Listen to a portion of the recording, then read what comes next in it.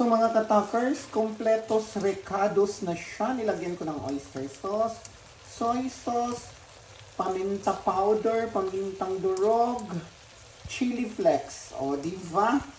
Tapos kunting asin kasi may soy sauce at oyster sauce na kasi siya mga katakers. So yan, palutuin na lang natin siya mga katakering. Diba, gwapa kayo nga itong sari-sari laman loob ng bagong mga katakers. Gilaga o 1 hour, igisa, gitimplahan, completos, recados, amores, con todos fuertes. O, diba? Ato siyang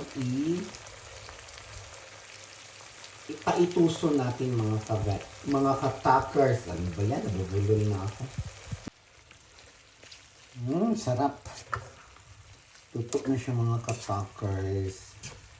Pagkalami, Diyos ko.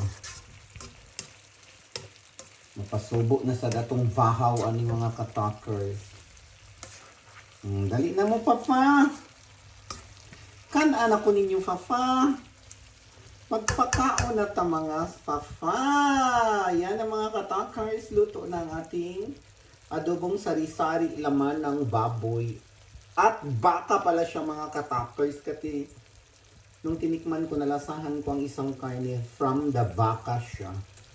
Di ba? So, let's eat! Bon appetit! Charot! Nauna ta!